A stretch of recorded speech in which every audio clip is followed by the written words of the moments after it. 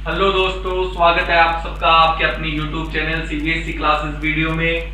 Lockdown के बाद में राजस्थान बोर्ड में 10th क्लास के मैथ बोर्ड का पेपर वापस हो रहा है 30 जून को, और उसके लिए हम आपके लेके आए हैं सुपरफास्ट रिवीजन मैथमेटिक्स का, वो भी कम्प्लीटली और बहुत ही आसान भाषा में।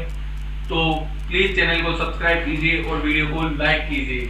आज का हमारा टॉपिक है चैप्टर 18 प्रोबेबिलिटी या प्रायिकता। प्रायिकता क्या होती है? बहुत सी घटनाओं में से किसी एक घटना के होने की कितनी संभावना है, वो कहलाती है प्रायिकता।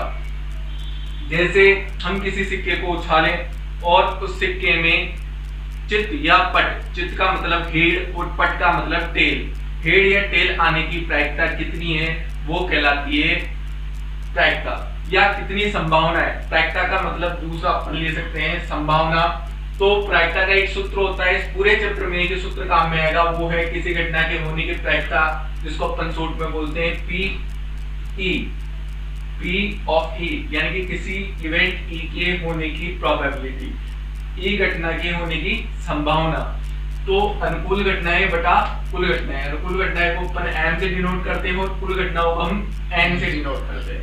ठीक है, तो अगर कोई घटना फिक्स है, जैसे आपको कहे कि कल सूर्योदय होने की क्या संभावना है, तो ये घटना निश्चित है कि रोज ही सूर्योदय होगा, इसलिए सूर्योदय होने की प्रायिकता हमेशा क्या होगी? 1। यानी कि जो घटना निश्चित है, जैसे कहें कि किसी थैले में सिर्फ नींबू के महक वाली गोलियां हैं और आपको आंख बंद करके एक गोली निकालनी है, तो बताओ इसकी क्या प्रायिकता है कि वो जो गोली निकलेगी वो नींबू के महक वाली होगी। तो आपको पता है कि इस थैला, मान लो ये थैला है, इसमें सिर्फ नींबू के महक वाली गोलियां पड़ी है, और इस थैले में मैं से हाथ देके आंख बंद करके कोई एक गोली निकालता हूं, तो जबकि इसमें पूरी की पूरी नींबू के महक वाली गोलियां है, तो जो गोली में निकालूंगा, जो टॉफी में निकालूंगा, वो भी नींबू के महक वाली होगी, यानी कि उसकी प्रायिकता होगी 1। यानी कि जो होना फिक्स है उसकी प्रायिकता हमेशा 1 होती है। किसी असंभव घटना की प्रायिकता 0 होती है। तो असंभव घटना से क्या मतलब है? जैसे मैं कहूं कि आप जाके चांद और तारे तोड़ के ले आओगे, तो इसकी क्या प्रायिकता है? तो चांद और तारे तोड़े नहीं जा सकते, इसलिए आपके चांद तारे तोड़ के लाने की संभावना 0 है, यानी कि उसकी प्रायिकता भी क्या होगी? 0।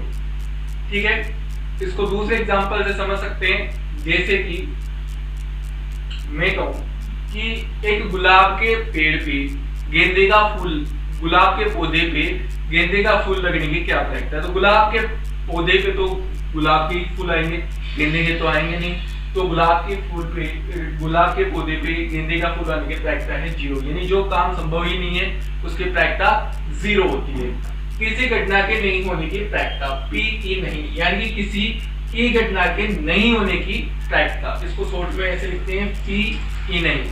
तो इसका फॉर्मूला होता है 1 - पी, यानी कि अगर आपको किसी घटना के होने की प्रायिकता पता है और नहीं होने की पूछ रहा है, तो उसकी प्रायिकता को 1 में से घटा दो। आपको पूछे सभी प्रायिकताओं का योग कितना होता है, तो सभी होने और नहीं होने की सारी प्रायिकताओं का जो योग होता है वो 1 होता है। अच्छा, इसके अलावा आपको पता होना चाहिए कि प्रायिकता हमेशा या तो 0 होगी या 0 से बड़ी होगी, या तो 0 के बराबर होगी या 0 से बड़ी होगी, या 1 होगी या 1 से छोटी होगी। ना तो वो 0 से छोटी होती है, यानी कि माइनस में नहीं होती, और 1 से बड़ी नहीं होती, 1 से बड़ी नहीं होती, 0 से 1 के बीच में होती है। ये पॉइंट में भी, डेसिमल दशमलव में भी हो सकती है, या भिन्न में भी हो सकती है।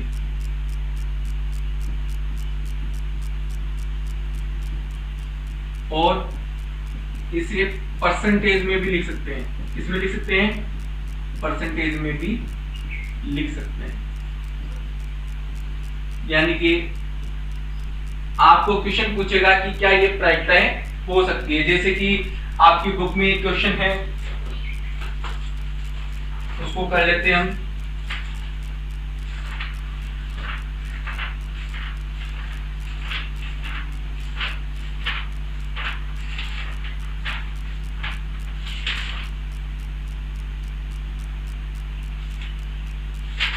कौन सी प्रायिकता हो सकती है, कौन सी नहीं हो सकती। तो मैं कहूँ 0.75, तो 0.75 0 और 1 के बीच में, ना तो 1 से बड़ी है और ना 0 से छोटी है, तो ये प्रायिकता हो सकती है। माइनस के 1.5 तो तुम्हें कहा माइनस में नहीं हो सकती, तो ये कभी भी प्रायिकता नहीं हो सकती। 3/7 हो सकती है क्योंकि अपॉन में है, लेकिन भाग देंगे तो पॉइंट कुछ आएगा, यानी कि 0 और 1 के बीच में होगी, ऐसा कुछ आएगा आगे, तो ये पॉइंट में हो सकती है, इसलिए ये प्रायिकता हो सकती है। ठीक है, तो मैं समझूंगा आप सबको समझ में आ गया होगा कि प्रायिकता क्या होती है। अब पढ़ेंगे हम आगे।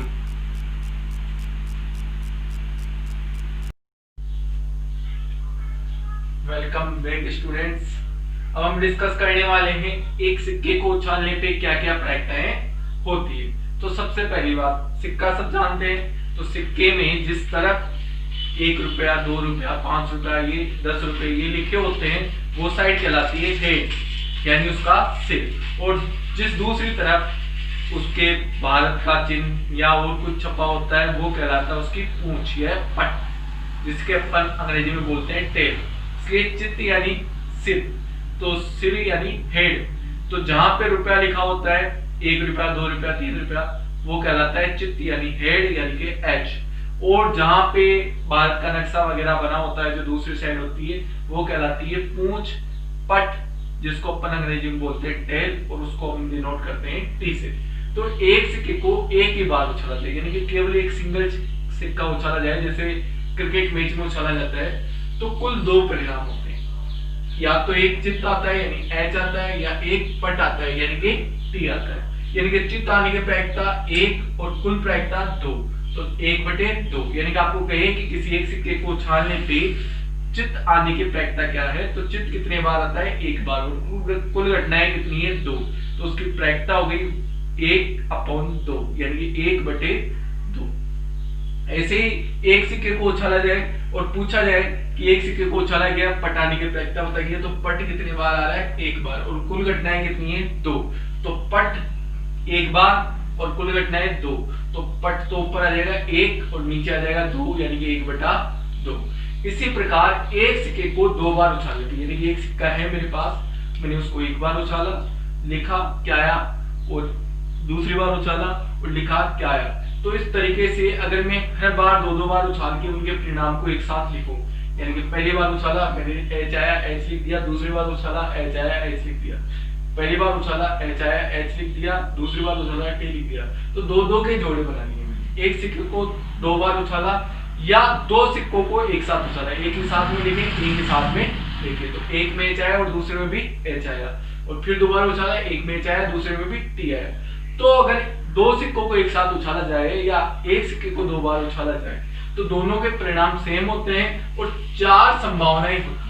पहली संभावना होती है कि दोनों में एच एच आएगा, यानी दोनों में चित चित आएगा, या एच टी आएगा यानी कि चित और पट आएगा, टी एच आएगा यानी कि पट और चित आएगा, या टी टी आएगा यानी कि दोनों के दोनों में पट आएगा। तो आपको याद करना पड़ेगा कि एक सिक्के को 2 बार उछालने या 2 सिक्कों को एक साथ उछालने पे 4 संभावनाएं बनती है, एच एच यानी कि चित चित, एच टी यानी चित पट, टी एच यानी पट चित, और टी टी यानी पट पट, यानी 4 तरीके से आपके आंसर आ सकते हैं। तो कुल घटनाएं हो गई 4। अब इसमें से आपको क्वेश्चन पूछता है कि एक बार चित आने की प्रायिकता, तो एक बार चित कितने बार आ रहा है,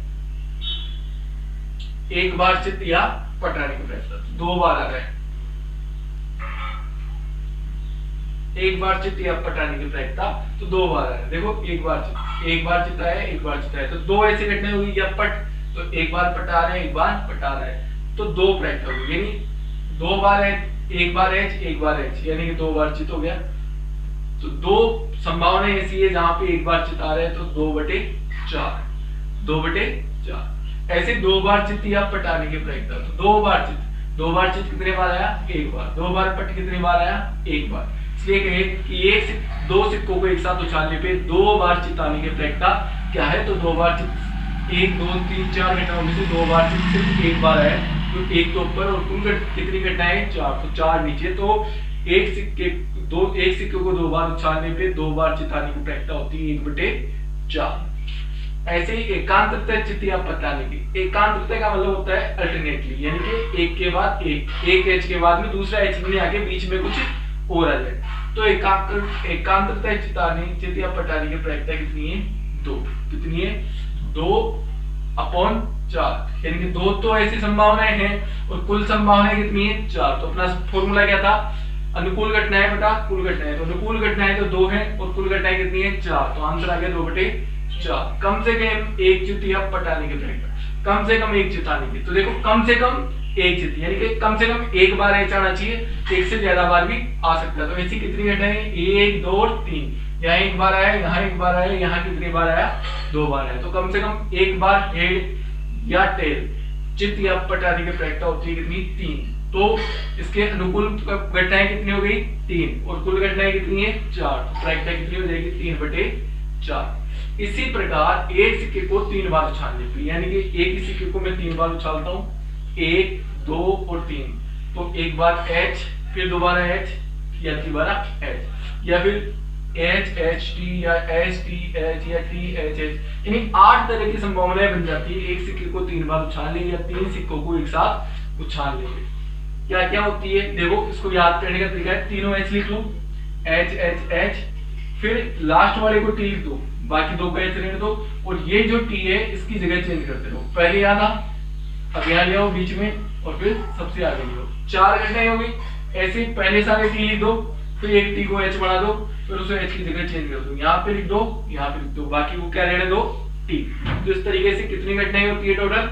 8। तो एक बार चित या पटाने की प्रायिकता, तो एक बार चित या पटाने की प्रायिकता, तो एक बार चित कितने बार है? 1, 2 और 3 बार। तो इसकी संभावनाएं कितनी होती है? 3, यानी कि एक बार चिताने की प्रायिकता कितनी है? 3/8। ऐसे ही एक बार पटाने की संभावना, एक बार पटा रहे 1, 2, 3 बार, तो एक बार पटाने की संभावना है 3/8।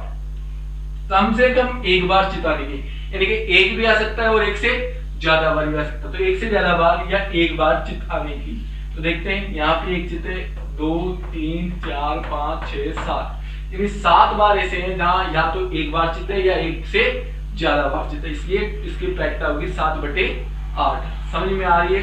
तो बच्चों इस तरीके से आपको इन सबको याद करना है और आपको प्रायिकता जो प्रश्नावली है वो आपको आसानी से समझ में आ जाएगी।